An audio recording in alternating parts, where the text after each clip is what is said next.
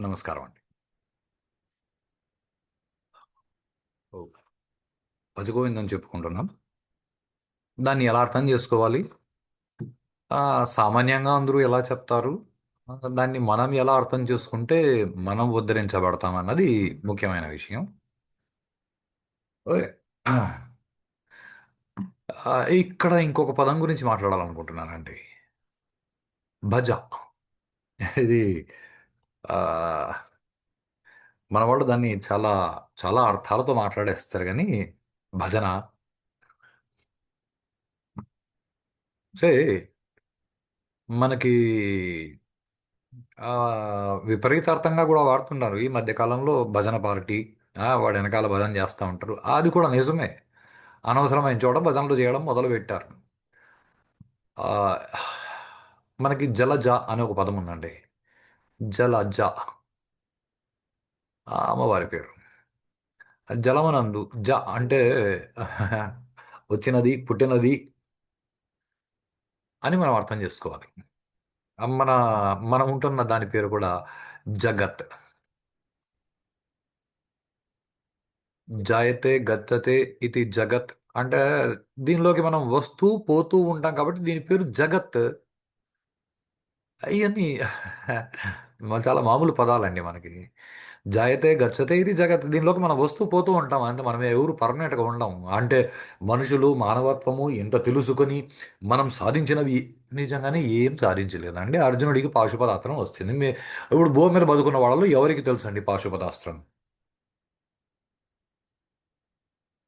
హా, అశ్వత్థామ బ్రహ్మశిరో నామకాస్త్రం. ఇప్పుడు దీని మీద రీసెర్చ్ చేసి అంటే అవి మూడు రకాలు బ్రహ్మాస్త్రము, ఆ, బ్రహ్మ శిరోనామకాస్త్రం. అయ్యో, నాకేదో నవ్వు వస్తుంది. మన కర్మకి మనకు ఒకటి తెలియదు కానీ పదాలు పట్టుకొని మనం ఏందో చాలా క్రియేటివిటీ మనకి చాలా ఎక్కువ అయిపోయిందండి ఈ మధ్య కాలంలో. ఓకే, మంచిది. ఎవరి క్రియేటివిటీ వాళ్ళది. బాగుపడాలనుకున్న వాడికి బాగుపడే క్రియేటివిటీ ఉంటుంది. టైం పాస్ చేయాలనుకునే వాడికి టైం పాస్ క్రియేటివిటీ ఉంటుంది. అంతే. జలజ. ఇలాగే మనకి గిరిజ. ఆ, గిరికి పుట్టినది. అంటే హిమాలయ పర్వతాలకు పుట్టింది. అమ్మవారి పేరు గిరిజ. వనజ.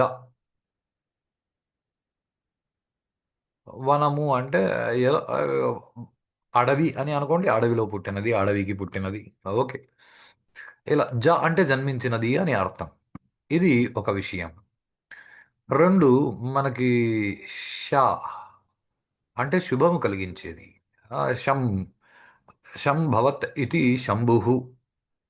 శం భావతి అంటే మంచి భావాలు ఇచ్చేవాడు. శం కరోతి ఇది శంకర అంటే ఆ, శుభాన్ని చేసేవాడు. అంటే మీకు శుభం కావాలి అంటే ఆ శరీరం లోపల నేను అని నువ్వు ఉండాలి. ఆ ఆ శక్తిని నువ్వు అనుభవిస్తూ ఉంటే, ఆ శక్తిని నువ్వు అనుభవిస్తూ ఉంటే, ఆ, ఏది ఆ సుఖాన్ని నువ్వు అనుభవిస్తూ ఉంటే, ఆ అనుభవిస్తూ ఉన్న దానిని శక్తి అని అంటారు.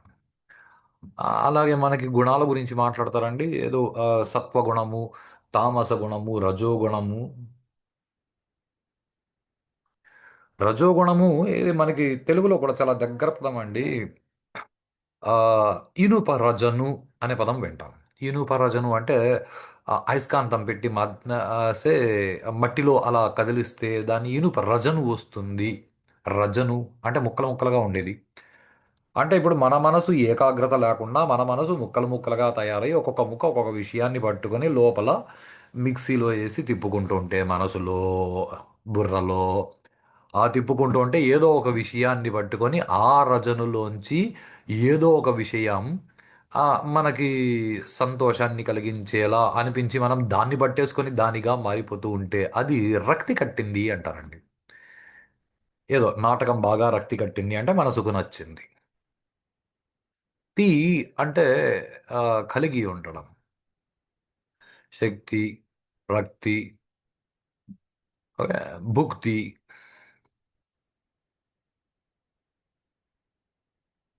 ఆ, భూ అంటే మన శరీరం నిలవడానికి కావాల్సిన ఆ విషయాలు సంపాదించుకొని వాటిని అనుభవించి ఏదో బేసిక్గా చెప్పాలంటే ఆ, భోజనము అని చెప్పొచ్చు. భుక్తి అంటే అన్నం. ఇవి అన్నీ ఒక సెట్ పదాలు. ఇవన్నీ ఇవన్నీ ఒక సెట్ పదాలు. ఇప్పుడు శక్తి, రక్తి ఈ పదాలు అర్థమైనాయని అనుకుంటున్నాను. అలాగే మన దేశానికి భారతదేశం అని పేరండి. భారతదేశం. ఆ, ఈ పదాన్ని ఈ మధ్యకాలంలో ఫేమస్. ఈ మధ్యకాలంలో ఏం ఫేమస్ లేదండి. భారత అనే పదాన్ని 5,000 సంవత్సరాల ముందు భగవద్గీతలో కృష్ణుడు వాడినాడండి. అర్జునుడిని పిలవడానికి భారత, భారతదేశంలో నివసించేవాడా అని పిలిచినాడు. కాబట్టి 5,000 సంవత్సరాల ముందు నుంచి కూడా దీని పేరు భారతదేశమే.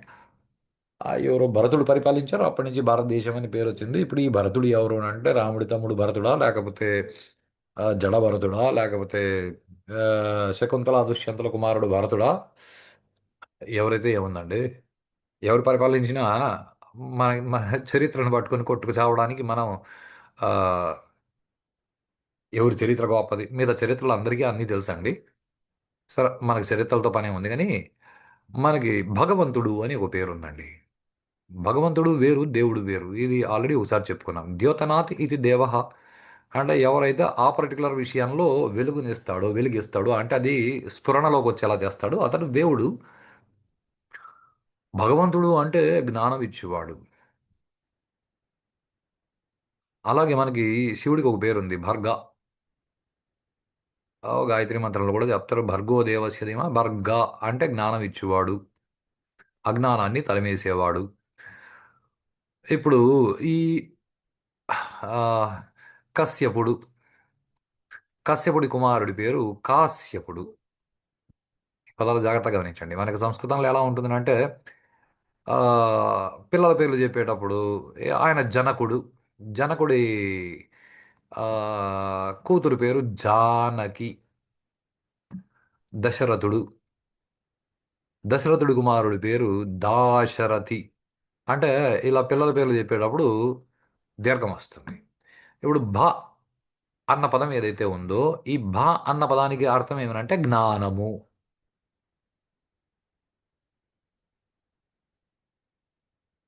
జ్ఞానం పదాన్ని జాగ్రత్తగా గమనించండి. భ అంటే జ్ఞానము. భా అంటే జ్ఞానం నుంచి పుట్టినది భా. సో జ్ఞానము నుంచి ఏదైతే పుట్టిందో దానితో రతి చేయు వాళ్ళు భారతీయులు. అంటే దానితో రతి చేయడం అంటే దాంతో కలిసి బతికేవాళ్ళు. ఇది భారత అన్న పదానికి అర్థం. అని మీరు కాన్స్టిట్యూషన్, నా కర్మ కాన్స్టిట్యూషన్ లేదు, ఇన్స్టిట్యూషన్ లేదు, దీని పేరు భారత్. వాళ్ళకి ఊరుకో నోరు తిరక్క వాళ్ళు ఇండియా అని అంటే ఓకే, కర్మ కొట్టుకొని చావని వెళ్ళి మేము నీళ్ళు అని అంటాము, వాడు పానీ అన్నాడు, ఇంకొకడు తన్ని అన్నాడు. మేము తెలుగులో తన్ని అంటే మేము తన్ని, తెలుగులో తన్ని అంటే తన్నడం అండి. అయ్యా, వాడికి వాడికి భాష రాదు, వాడి భాషలో వాడు అలా ఇండస్ అని పిలుచుకున్నాడు. వాడికి నోరు తిరగలేదు. నో ప్రాబ్లం, వాడు పిలుచుకొని నష్టమేం లేదు. మంది భారతదేశం. మంది భారతదేశం. అదంతే. హిందువులు, అది ఈ ఇండస్ నాగరిక మీ ఏం లేదండి. ఆ, ఇదే భగవద్గీతలో 5,000 సంవత్సరాల ముందు హైందవ అన్న పదం కూడా వాడినాడు కృష్ణుడు. కాబట్టి హైందవ అంటే హిందువుల కుటుంబంలో పుట్టినవాడు. ఆ, రైట్. హిందువులు అంటే భారతదేశం ఏరియాలో ఉన్నోళ్ళందరూ హిందువులే. కాదు మేము ముస్లింలు, క్రిస్టియన్లు అంటే ఒక కన్వర్ట్ అయిన తర్వాత అందరూ మారినారు. అంతే, కన్వర్ట్ కాకముందు అందరూ భారతీయులే, అందరూ హిందువులే. హిందువులు అంటే ఆ, ప్రకృతితో కలిసి ప్రకృతిని అర్థం చేసుకుని ఈ పరబ్రహ్మము యొక్క జ్ఞానం ఏదైతే ఉందో ఆ జ్ఞానం వల్ల ఏవైతే పుట్టినాయో వాటితో కలిసి బతికే వాళ్ళు భారతీయులు. ఇది ఇది ఒక set of terminology that we are suppose to understand. ఇది ఒక సెట్ ఆఫ్ టర్మినాలజీ. ఇది ఒక సెట్ ఆఫ్ టర్మినాలజీ. ఇది జాగ్రత్తగా గమనించండి.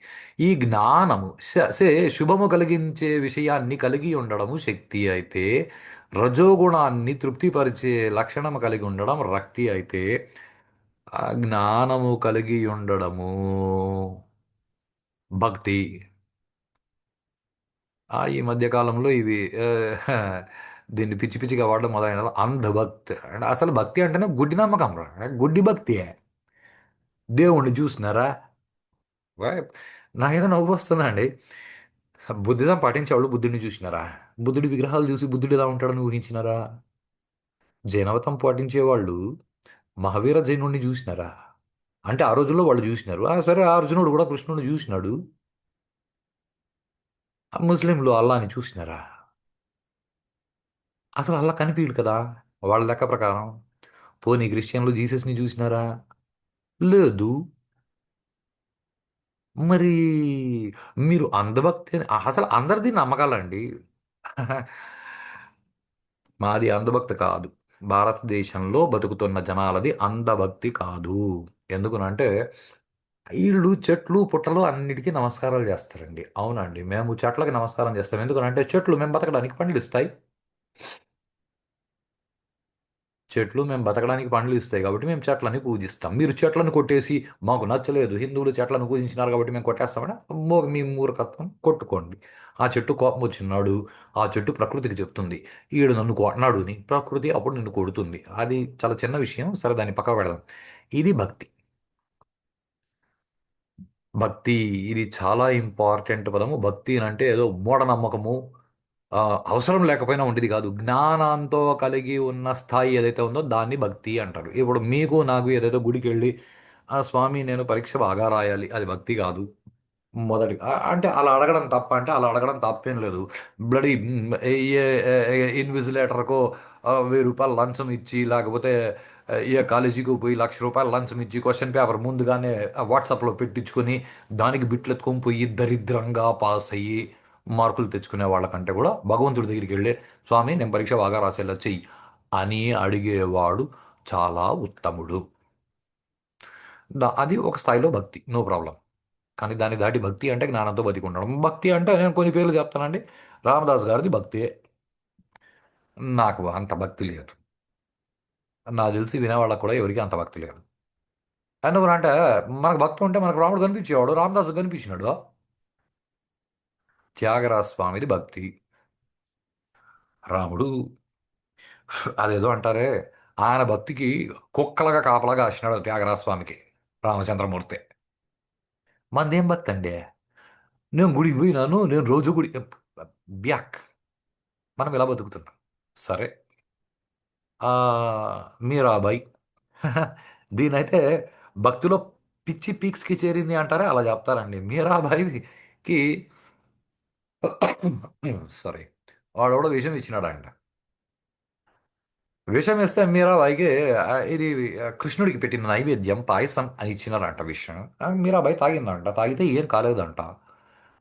డౌట్ వచ్చి అడిగినారు, అట్లా ఎట్లా బతుకుంది మీరాబాయి విషం తాగినాక అంటే విషం తాగుతుంటే ఆవిడ నైవేద్యం ప్రసాదం అని స్వీకరించింది కదా. కృష్ణుడు చెప్పినాడంట విషానికి వసే విషమా ఈ మీరాబాయి నాది అని. విషం అవునా స్వామి, అయితే నేనేం చేయలే, లోపల పోయి ఎలా మూల పడుంటాను అని లోపల పడుండిందంట.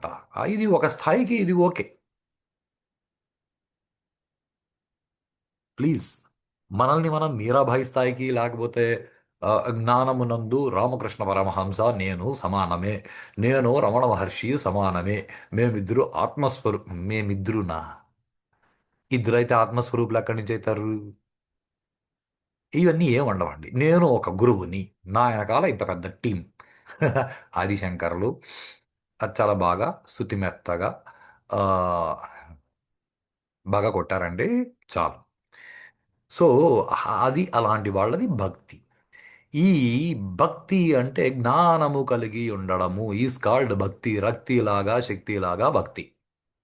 ఈ పదం అర్థమైతే ఈ భక్తిలోంచి సే వనమునకు పుట్టినది వనజ, గిరి గిరికి పుట్టినది గిరిజ. ఈ జ్ఞానములోంచి ఏదైతే పుట్టిందో దాని పేరు భజన.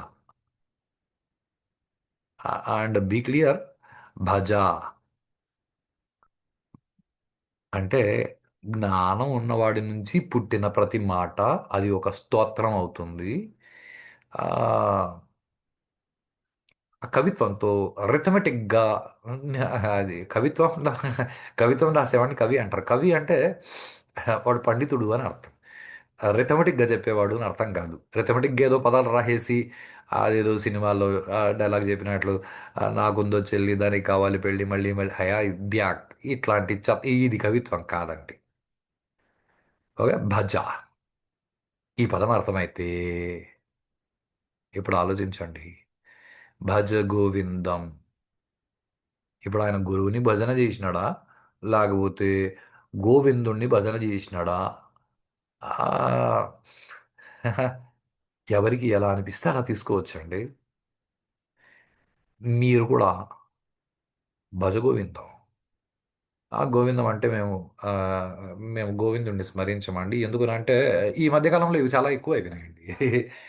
నమ్మకాలు కాదు, అంధభక్త్, మూఢనమ్మకం అని అంటారే. ఇప్పుడు నేను చెప్తానండి. ఎవరు చనిపోయినా శవయాత్రకి నలుగురు మనుషులు మోసుకొని పోయే చోట వాహనాలు పెట్టి మేము చాలా దూరము తిప్పుతాము. ఎందుకంటే పెద్ద పెద్ద పట్టణాలు వచ్చేసినాయి కాబట్టి అంత దూరం ఎత్తుకొని పోవాలి అంటే శ్మశానం దగ్గరగా లేదు కాబట్టి శరీరాన్ని తీసుకెళ్ళడానికి, మోసుకెళ్ళడానికి మాకు నలుగురు మనుషులు రారు. నలుగురు మనుషులు రారండి. ఏదో వయసు అయిపోయిన వాళ్ళు, పెద్దవాళ్ళు, అరే పాపం వాడు శరీరం వదిలేసినాడంట, పొయ్యి మిగతా వాళ్ళని పలకరించి వస్తామని వెళ్తారే కానీ వయసులో ఉన్నాళ్ళు ఎవరు వెళ్తారండి? ఎవరు వెళ్ళరు. సో ఎవరు వెళ్ళినప్పుడు ఏం చేయాలని అంటే ఏదో వాహనం మీద ఏసి లాక్కెళ్ళి, సరే ఓకే, లాక్కెళ్ళేటప్పుడు ఈ వాహనాలలో ప్రపంచంలో ఎప్పుడూ ఎవరికి అందనంత జ్ఞానబోధ చేయడానికి ప్రయత్నం చేస్తారు. ఏది వాసాంసి జీర్ణాని యదా విహాయ ఘంటసాల గారి భగవద్గీత అంటే అది కొన్ని రోజులు పెట్టి పెట్టి అబ్బో వాళ్ళు భగవద్గీత పెట్టి అది చివరికి ఏమైందంటే భగవద్గీత పెట్టాలి అలవాటైంది. ఆ తర్వాత ఇప్పుడు ఏమైందంటే భగవద్గీత అంటే ఎవరో చచ్చిపోతే వినేదిగా తయారైంది. ఎందుకంటే మనకి గరుడ పురాణం కూడా అలాగే తయారైందండి. గరుడ పురాణాన్ని అలా చేసి ఆ ఇండ్ల నుంచి బహిష్కరించ. గరుడ పురాణంలో ఏం రాస్తుంది అని అంటే ఒక జీవి శరీరం వదిలేసినప్పుడు ఆ జీవుడు ఇంకా అక్కడే తిరుగుతూ ఉంటాడు. 12 రోజుల తర్వాత వెళ్తాడు. ఆ జీవుణ్ణి తీసుకెళ్ళి అతనికి సంస్కారం చేసేటప్పుడు, అగ్ని సంస్కారము చేసేటప్పుడు ఈ గరుడ పురాణంలో ఉన్న 12 16 ఏవో శ్లోకాలు ఉన్నాయి. ఈ శ్లోకాలు ఇవి మనకి శ్లోకాలు అవుతాయి. అవి ఆ జీవుడికి మంత్రాలు అవుతాయి. కనీసం ఆ జీవుడికి అప్పుడైనా మోక్షేచ్ఛ పుట్టి వాడు ఉన్నతమైన గతిని పొందగలడునని ఆ 16 శ్లోకాలేవో మనిషి శరీరం వదిలినప్పుడు అప్పుడు చదవండి అన్నారు. అంతేకాని అప్పుడు మాత్రమే చదవండి అని అనలేదు. మనం మూర్ఖులైనాం కాబట్టి గరుడ పురాణం ఇంట్లో ఉంటే అది ఉండకూడదు అనే మాట మొదలైంది. ఇప్పుడు భగవద్గీత కూడా అలాగే తయారైంది. అలాగే ఆ శరీరాన్ని తీసుకెళ్లేటప్పుడు మధ్యలో రుద్రాధ్యాయం చెప్పుకుంటే వెళ్తాడండి పురోహితుడు. మధ్యలో కొన్ని చోట్ల దించుతారండి. దించేటప్పుడు గోవింద నామస్మరణ చేయాలి. ఆ గోవింద గోవింద అని దించుతారు. గోవింద గోవింద అని ఆ భౌతిక కాయాన్ని మళ్ళీ పైకి ఎత్తుకొని ముందరికి కదులుతారు. కదిలేంతసేపు గోవింద గోవింద అని చుట్టుపక్కల ఉన్న నలుగురు జనాలు చెప్తూ ఉంటారు. ముందర రుద్రాధ్యాయం చెప్పుకుంటూ రుద్రభూమికి తీసుకెళ్తాడు పురోహితుడు. కాబట్టి ఇప్పుడు మనం కొత్తగా అలవాటు ఏం చేసుకుంటాము అని అంటే గోవింద గోవింద అంటే ఎవరైనా చచ్చిపోయినప్పుడు ఆ పదాలు చెప్పాలి కాబట్టి ఇంట్లో గోవింద నామస్మరణ చేయరాదనే మూర్ఖత్వం వస్తుంది. దీన్ని అంధభక్తి అని అంటారండి. మూఢభక్తి అని దాన్ని అంటారు. గోవింద గోవింద అంటే అది మూఢభక్తి కాదు. ఆ, ఎందుకంటే మతాల గురించి మాట్లాడి అనవసరం అండి. మనం మన గురించి తెలుసుకుంటాం చాలు. సో ఆ భజగోవిందం చేస్తూ ఉంటే ఏమవుతుంది అని అంటే మనకు సంప్రాప్తే సన్నిహితి కాలే మనం ఇవన్నీ వదిలేసి శబ్దాలు ఇంత గొప్పగా కరెక్ట్గా ఉచ్చరించా ఇవన్నీ వదిలేసి మనం జ్ఞానం వైపు ప్రయాణం చేస్తాం. ఆ, అలా చేయడానికి మధ్యలో మనకి ప్రాబ్లం ఎక్కడ వస్తుంది అంటే ఇవన్నీ మనం ఎందుకు చేస్తాము అని అంటే బాగా ధనాగమ తృష్ణ పెరిగింది కాబట్టి మనం ఇవన్నీ చేసి మన గురించి మనం అడ్వర్టైజ్మెంట్ తెచ్చుకొని దాని నుంచి బయటపడాలి అని అంటే సద్బుద్ధి చేయాలి. సద్బుద్ధి ఎలా వస్తుంది అంటే మనం చేసిన పనికి మనకు రావాల్సినవి వస్తూ ఉంటాయి. దాంతోపాటు మనము ఆ ప్రపంచంలో ఆ, అందరూ కూడా మళ్ళీ మళ్ళీ పుట్టాలి చావాలి అని అనుకోరాదు. ఎందుకంటే ఇది ఒక ఆ, సైకిల్ కాదు, ఇది సర్కిల్. దీనిలో కొట్టుకు చేస్తాం అంతే. ఈ శరీరాలు వేసుకోవాలా, శరీరాలతో కొన్ని రోజులు తిరగల్లా, అవన్నీ టెంపరీగా ఉంటాయి. తామరాకు మీద నీటి బొట్టులాగా, అంతకంటే ఎక్కువ గ్యారంటీ చెప్పలేము. ఆయ్ ఏదో సంపాదిస్తాం సంపాదిస్తాం అని ఉంటే అది సంపాదించాలి, సంపాదించొద్దు అని నేను అనట్లేదు. మనకి వేదం చెప్తుంది ధర్మంగా నువ్వు బాగా సంపాదించు, బాగా సంపాదించు, దానిలో కొంచెం మిగిలించు, ఎత్తి పెట్టుకో. నీ పిల్లలకి కొంచెం ఇవ్వు, నీకు ప్రేమ ఉంది, నువ్వు ప్రేమతోనే కదా పిల్లల్ని కన్నావు. ఆ, ఆ, అవన్నీ నువ్వు పెట్టుకొని ఉంటే నీ పరివారం నిన్ను వదిలేసిపోదు. నీకు నిన్ను నువ్వు ఉద్ధరించుకోవడానికి ప్రయత్నం చేయి. శరీరం నీకు ఇంకా పనిచేయదన్నప్పుడు నువ్వు బాధపడడం తప్ప అంతకంటే చేయడానికి ఏమి ఉండదు. నా శరీరం నిలబడట్లేదు, నా మనసు నాకు నిలబడట్లేదు. కాబట్టి మనసు నిలిచేటప్పుడే పట్టుకో. ఆ, ఈ గాలి వచ్చి పోతా ఉంటే అందరూ వచ్చి ఏంబా బాగున్నావా అని నిన్ను అడుగుతారు. ఈ గాలి వచ్చిపోవడం ఆగిపోతే వచ్చి వచ్చి ఎవరు వచ్చి అడగడం కాదు, ఉన్నోడు కూడా నిన్ను చూసి భయపడతారు. నువ్వు శరీరం అని నువ్వు అనుకుంటే నిన్ను చూసి భయపడతారు. ఎనీహౌ, నువ్వు మళ్ళీ మళ్ళీ పుట్టి మళ్ళీ మళ్ళీ పోవాలి అని అనుకుంటే మళ్ళీ పుట్టినావు అనుకో. ఇప్పుడు జీవితం నీకు ఎలా గడిచిందో నువ్వు జాగ్రత్తగా చూసుకో. ఎందుకంటే మళ్ళీ పుడితే నేనైతే పిల్లల్ని భయపెడతానండి. నాకు ఈ చదువు చాలా కష్టంగా ఉంది సార్. వీళ్ళు రకరకాల కాలేజీల్లో సూసైడ్లు చేసుకుంటున్నారు కదండి, ఇంగ్లీష్లో తెలుగు అక్షరాలు రాసేసి. నాకైతే అనిపిస్తుంది వీళ్ళ కర్మ. ఇప్పుడు దాదాపుగా ఇంటర్మీడియట్ 12 సంవత్సరాలు వీళ్ళు హాయిగా ప్రశాంతంగా బతకాల్సిన వాళ్ళు అవన్నీ వదిలేసి ఏదో హాస్టళ్లలో ఏ పచ్చి కూరగాయలు చెత్త చెదరము పెడుతుంటే అవి తినేసి గతి లేక ఎవడేం చెప్తే అవన్నీ మల్టిప్లికేషన్ టేబుల్ బట్టి పట్టేసినట్లు. ఆ, ఓకే, మళ్ళీ చెప్తానండి, బట్టి పట్టడం అది భారతదేశం టెక్నాలజీ. కొన్ని గుర్తెట్టుకోవాలి, కొన్ని అర్థం చేసుకోవాలి. మనకు దాంతో సంబంధం లేదు. మనం అన్నింటినీ గుర్తెట్టుకుంటాం. అది మనం చేసే తప్పు. ఆ, చేసి ఆ పరీక్షలు నేను రాయలేకపోతున్నా, నేను చచ్చిపోతున్నా, మీరు దగ్గర దూకేస్తా, లేకపోతే ఫ్యాన్ కూర వేసుకుంటా, లేకపోతే ఇంకేదో తాగి చచ్చిపోతా. ఈ చచ్చినోడు మళ్ళీ గమ్మున ఉంటాడు అంటే ఉండడు, మళ్ళీ పుడతాడండి. మళ్ళీ పుట్టినాక మళ్ళీ కర్మ 1వ క్లాస్ నుంచి మళ్ళీ 12 వరకు చదవాల్సి ఉంటుంది. నేనైతే ఇదే మాట చెప్తాను పిల్లలకి. నాన్న, ఎంతో కొంత లాగేసిన 12 సంవత్సరాలు, 13 సంవత్సరాలు, 14 సంవత్సరాలు చదివేసినా ఇంకో 6 నెలల్లో సంవత్సరం చదవాల్సి ఉంటుంది. నీ గ్రాడ్యుయేషన్ కంప్లీట్ అవుతుంది, ఏదో చెత్త చెదారం ఉద్యోగానికి వెళ్ళు. ఈ రోజు ఏదో జోక్ కూడా చూస్తానండి.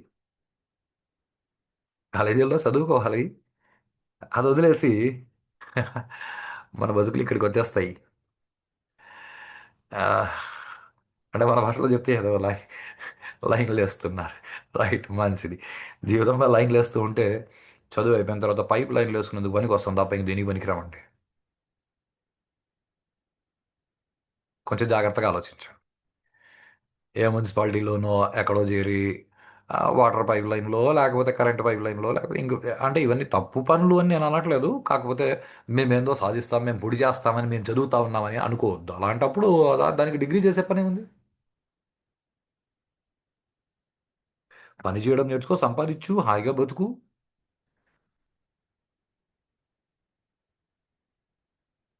సో మనం శరీరం వదిలేసిన వెంటనే మనం ఏం కావాలంటే మళ్ళీ మళ్ళీ పుడతానే ఉంటాం. ఇప్పుడు పుట్టినాక ఏమవుతుంది? బాలస్తావత్ క్రీడాసక్త. మీరు అందరూ కూడా చిన్నప్పుడు ఆడుకున్నోళ్ళే, నేను కూడా ఆడుకున్నోడ్నే.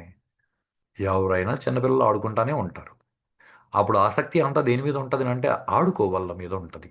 కావాలంటే తిండి గంట లేట్ అయినా పర్లే, తిండి తినకపోయినా పర్లే, ఆడుకోవాల. ఆడుకుంటే అది గొప్పతనం అని చిన్నతనం గడిచిపోతుంది. తరుణస్తావత్ తరుణీ సక్త. అంటే కాస్త వయసు వచ్చిందనంటే అరే ఆ అమ్మాయి బాగుంది, ఆ అమ్మాయి బాగుంది, ఆ అమ్మాయితో తిరిగితే బాగు ఆ అమ్మాయిల పట్ల ఆసక్తి పెరుగుతుంది. చాలా పెద్ద విషయం ఏమిటంటే వృద్ధస్తావత్ చింతాసక్త. ఇది జాగ్రత్తగా గమనించండి, ఇది సహజంగా జరిగే విషయం. కాకపోతే ఇప్పుడు వృద్ధులు ఎక్కడున్నారండి? ఇప్పుడు 60 ఏళ్ళు వచ్చినోడు కూడా ఇక్కడ కొట్టుకు చచ్చిపోతున్నాడండి. ఇది కలియుగం. జాగ్రత్తగా గమనించండి.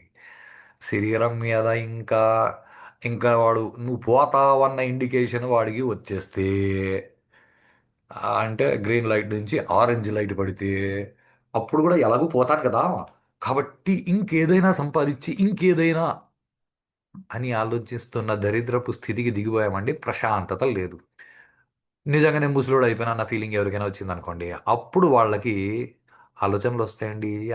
ఏం చేసినా నేను, అసలు నేనేంది, నేను అన్ని రోజులు ఆడుకుంటూ టైం, అసలు నేను ఆ అమ్మాయిలు అనకంబడి తిరగడం ఏంది? ఈ ఆలోచన ఎప్పుడు వస్తుంది అంటే నేను ముసలోడైనా అన్న ఫీలింగ్ నీకు వస్తే ఆ ఫీలింగ్ నీకు రాలేదనుకో. భజగోవిందం భజగోవిందం. అసలు ఈ నేననే వస్తువు ఏంది అని ఎవరికీ ఆసక్తి రాదండి, ఏ వయసులోనూ రాదు. కాబట్టి అది మనము అదే పనిగా తెచ్చుకోవాలి. అది తెచ్చుకోవాలి అంటే ఏం చేయాలి అంటే మనకు వైరాగ్యం రావాలి. వైరాగ్యం రావాలి అంటే అలా ఎలా వస్తుంది? బాగా ఆలోచించు. కాతే కాంత కస్తే పుత్ర. నువ్వు నా భార్య నా భార్య అనుకుంటున్నావు, అసలు నీ భార్య ఎప్పటి నుంచి? కస్తే పుత్ర, వీళ్ళు నా పిల్లలు అనుకుంటున్నావు. అసలు వాళ్ళు నీ ఇంట్లో ఎలా పుట్టారు? నీకే ఎందుకు పుట్టారు? సంసారోయమ తీవ విచిత్రం. అసలు ఈ సంసారం చాలా విచిత్రంగా ఉంటుంది. అసలు ఎవడు భార్యో, ఎవరికి భార్యో, ఎందుకు భార్యో, ఎలా భార్యో, ఎవడు ఎవడికి పిల్లలు. చాలా పిచ్చి పిచ్చిగా ఉంటుంది, చాలా విచిత్రంగా ఉంటుంది.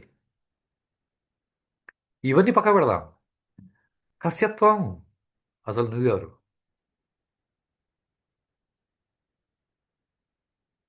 కా కొత్త ఆయత. అసలు నువ్వెవరు? నువ్వు ఈ శరీరంలోకి ఎట్లా వచ్చినావు? ఎందుకు వచ్చినావు? ఎట్లా వచ్చినావు? నువ్వు నీ శరీరంలోకి ఎట్లా వచ్చినావు? తత్వం చింతయ తదిహ తత్ ఇహ. తత్వం చింతయ తత్ ఇహ. అంటే ఈ మేమే మూర్ఖత్వం అని ఆది శంకర్లు వదిలేదండి. ఇది ఇది చాలా పెద్ద స్టేట్మెంట్ అండి. ఇది చాలా పెద్ద స్టేట్మెంట్. అసలు నువ్వు ఆ శరీరంలోకి నువ్వు ఎట్లా వచ్చినావు? తత్వం అంటే అది నువ్వు అన్న సంగతిని, అసలు నువ్వు ఎవరన్న సంగతిని నువ్వు చింత అచ్చేయి. ఎప్పుడు అంటే తత్ ఇహ, ఇప్పుడే, ఇక్కడే, ఈ శరీరంలో ఉన్నప్పుడే.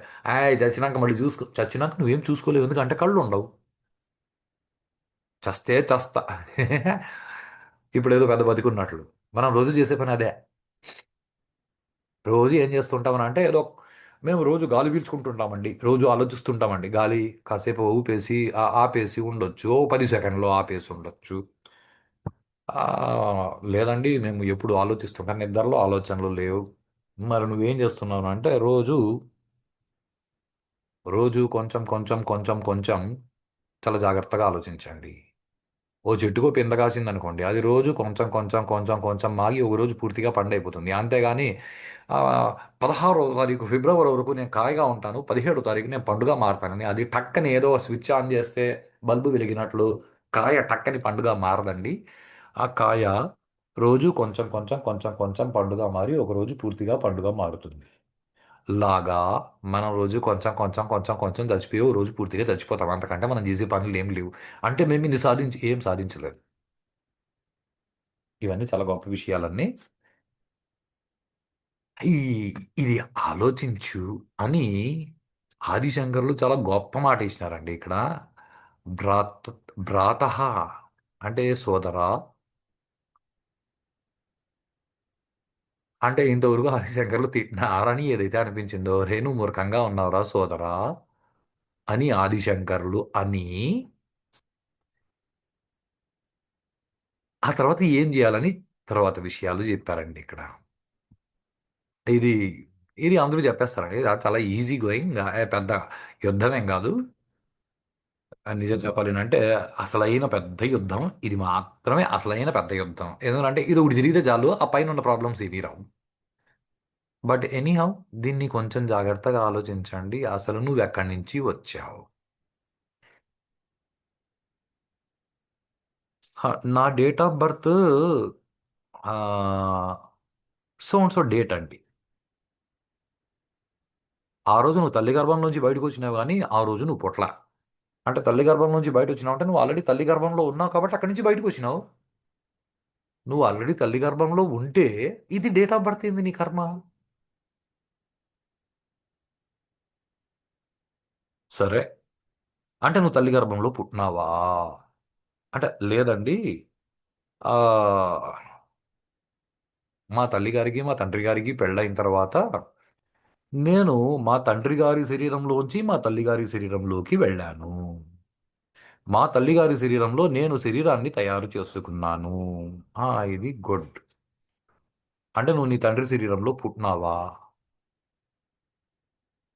మీ తండ్రి శరీరంలోకి ఎలా వచ్చినావు? అంటే ఆ, మీ తండ్రి శరీరంలోకి నువ్వు ఎప్పుడు వచ్చినావు? ఎప్పుడు వచ్చినావు? మీ తండ్రి ఏదో తిండి తింటే మీ తండ్రి గారు తిన్న తిండి మీ తండ్రి గారి శరీరంలో రకరకాలుగా మారింది. ఆ తిన్న తిండిలోంచి ఎనిమిదో వంతు మనసుగా మారింది. మిగిలిన దానిలో కొంత భాగం శక్తిగా మారింది. కొంత భాగం బయటికి విసర్జించబడింది. కొంత భాగం రక్తంగా మారింది. ఆ రక్తంగా మారినది నీ బాడీలో ఉన్న పైప్ లైన్స్, నరాలు, ధమనులు, సిరలు, వాటి ద్వారా గుండెలోకి పోయి కొట్టుకొని తిరుగుతూ తిరుగుతూ తిరుగుతూ తిరుగుతూ ఆ రక్తము ఆ ధమనులు సిరలో గోడలకి అంటుకొని అంటుకొని అంటుకొని అక్కడ అది కొంచెం గట్టిబడి చిక్కబడి అది కాస్త మాంసముగా మారి ఆ తర్వాత మాంసము కాస్త కదిలి కదిలి కదిలి కదిలి మధ్యలో ఉన్న ఎమకకు చేరి ఎమక నుంచి ఎముక లోపల మూలుగుగా చేరి బోన్ మ్యారో. ఆ బోన్ మ్యారో అంటే ఆ బోన్ మ్యారో తర్వాత ఏమైతుంది అంటే బోన్ మ్యారో తర్వాత ఏమైతుంది అన్నది వేరే మెడికల్ సైన్స్ చెప్తుందండి. ఇంతవరకు మన మామూలు మెడికల్ సైన్స్ చెప్తుంది. ఆ మెడికల్ సైన్స్ ని గైనకాలజీని అంటారు. ఆ గైనకాలజీలో ఏం చెప్తారు అంటే బోన్ మ్యారోలోంచి అది పురుష శరీరం అయితే దానిలో తేజస్సు పుడుతుంది. రే ఆ, ఓకే, ఇంగ్లీష్లో స్పర్మ్ అనే అంటారు. ఓకే, ఆ తేజస్సు అంటే అది తిన్న తిండి తేజస్సుగా మారింది. ఇప్పుడు మీ నాన్నగారు తిండి తింటే ఆ తిండిలోంచి నువ్వు తేజస్సుగా మారి ఆ తర్వాత తల్లి గర్భంలోకి వెళ్ళి అక్కడ శరీరం తయారు చేసుకుని మళ్ళీ బయటకు వచ్చి అసలు ఊరికే బయటకు వచ్చిన డేట్ని డేట్ ఆఫ్ బర్త్ అని ఎలా చెప్తారు? సరే, నీ తండ్రి శరీరంలోకి అసలు అసలు ఆ తిండిలోకి నువ్వు ఎట్లా వచ్చినావు? అంటే ఇది ఆ తిండిలోకి నువ్వు ఎట్లా వచ్చినావు అంటే నువ్వు బ్రహ్మసూత్రాలు చదవాలి. ఇంతకుముందు బతికున్నప్పుడు ఆ శరీరం వదిలేసినాక నువ్వు సూర్యకిరణాలు పట్టుకొని సూర్యుడి వైపు ప్రయాణం చేస్తూ పోతుంటే ప్రయాణం ఎలా చేస్తావు గరుడు పురాణం చెప్తుంది. అలా వెళ్తూ ఉంటే ఆ మధ్యలో ఆ ఇమీడియట్గా మళ్ళీ పుట్టాలని సమయం వచ్చినప్పుడు పర్జన్యుడిని పట్టుకుని అంటే మేఘాలని పట్టుకుని వర్షపు చినుకుని పట్టుకుని ఆ జీవుడు కిందికి వచ్చి ఆ జీవుడి కిందికి వచ్చి భూమి మీద పడి ఆ చెట్టులోకి దూరి ఆ చెట్టులోంచి పండుగ మారి ఆ తర్వాత ఆ పండుని అక్కడక్కడ ఆ పండు తిరిగి మీ నాన్నగారి దగ్గరికి వస్తే అంటే నువ్వు ఇంతకుముందు శరీరం వదిలేసి ఇప్పుడు ఇవన్నీ అవతారాలు చేసి ఈ రోజు నువ్వు డేట్ ఆఫ్ బర్త్ నువ్వు అనుకుంటున్నావు. ఆడ బీ క్లియర్. మీ నాన్న తిన్న ప్రతి కణంలోంచి మీ నాన్నగారు తిన్న పండు తిండి దానిలో ప్రతి కణంలోంచి ఒక్కొక్క జీవుడు నేను బతకాలి నేను బతకాలి నేను బతకాలి నేను పుట్టాలని ప్రయత్నం చేసి వాళ్ళలోంచి నువ్వు ఒక్కడే నీ తల్లి గర్భంలో శరీరాన్ని తయారు చేసుకున్నావు. అంటే నువ్వు ఒక పెద్ద యోధుడు. నువ్వు అనుకుంటే ఏమైనా చేయగలవు. నువ్వు అనుకుంటే ఏమైనా చెయ్యగలవు. ఇప్పుడు ఆలోచించు. నీకు ఎవరు భార్య? నీకు ఎవరు భర్త? నీకు ఎవరు కొడుకు? నీకు ఎవరు కూతురు? అసలు ఈ సంసారమే చాలా విచిత్రంగా ఉంటది. అది నువ్వు అర్థం చేసుకున్నావు అనుకో సోదరా, నీ జీవితం చాలా సంతోషంగా ఉంటుంది. ఇదంతా విషయేక ప్రపంచం. విషయాల్లో బతుకుతున్నావు. ఈ విషయాల్లో బతుకుతున్న నువ్వు ఎవరైతే ఉన్నావో నిజం చెప్పాలంటే నువ్వు పరబ్రహ్మవి. నువ్వు ఆ విషయం మర్చిపోయి నేను జీవుడు అనుకుని మళ్ళీ మళ్ళీ పుడుతున్నావు అంతే, ఇంకేం లేదు. నువ్వు ఆ విషయం గుర్తుపెట్టుకున్నావు అనుకో నువ్వు పరబ్రహ్మగా నిలవచ్చు. అంటే భగవన్ రమణ మహర్షిలా, రామకృష్ణ పరమహంసలా, లేదో వశిష్ఠ బ్రహ్మర్షిలా. వశిష్ఠుడికి నాకు ఏం తేడా ఉంది? ఏం లేదు. వశిష్ఠుడు నేను నేనని కొట్టుకు చావడు, నేను నేనని కొట్టుకు చేస్తా. ఇంతే మనకి వశిష్ఠ బ్రహ్మర్షికి తేడా. ఈ కొట్టుకు చావడం మనం ఆపేస్తే మనకి వశిష్ఠ బ్రహ్మర్షికి ఏం తేడా లేదండి. ఇది ఇది ఎలా సాధించొచ్చు సోదరా, అది అర్థం చేసుకో అని ఆయన అన్నాడు. తత్ త్వం, అదే నువ్వు అని అర్థం చేసుకో అని ఆదిశంకర్లు అన్నారు. అర్థం చేసుకోవడానికి ఏం చేయాలన్నది ఇది రేపు చూస్తామండి. ఎందుకంటే ఇవన్నీ చిన్న చిన్న విషయాలు కాదు. ఆ ఏదో సత్సంగతే నిస్సంగత అలా కుదరదండి. అర్థం చేసుకుంటే బాగా అర్థం చేసుకోవాలి. అంటే మాకు కొంచెం నాకు కూడా ఒక్కొక్కసారి, నాకు ఇప్పుడు కాదు, నాకు చాలా తొందర ఉండేది అర్జెంటుగా అన్నీ తెలుసుకోవాలని. అంటే దాదాపుగా ఒక 2 3 సంవత్సరాల ముందు మా గురువుగారు ఒక మాట అన్నారు. మూర్ఖత్వం ఎక్కువ ఉంది కదా నీకు అన్నారు. అవును గురువు గారు, ఆ మూర్ఖత్వం తగ్గించుకునేందుకే కదా తొందరపడుతున్నాను అన్నాను. అంటే మా గురువు గారు అన్నారు, నువ్వు 50 సంవత్సరాలు మూర్ఖత్వాన్ని తయారు చేసుకుని అర్జెంటుగా 6 గంటల్లో మూర్ఖత్వాన్ని తగ్గించేసుకోవాలంటే అలా ఎలా కుదురుతుందిరా. మనం కనీసం 15 20 సంవత్సరాలు 30 సంవత్సరాల నుంచి మేము ఇంతే అనుకున్న వాళ్ళం అర్జెంటుగా బయటపడాలంటే కొంచెం కష్టమా అండి. కాబట్టి కొంచెం ఓపిగ్గా అర్థం చేసుకోవడానికి ప్రయత్నం చేస్తాం. సో శుభ సాయంత్రం, మళ్ళీ రేపు కలుస్తాం వచ్చే వీడియోలో.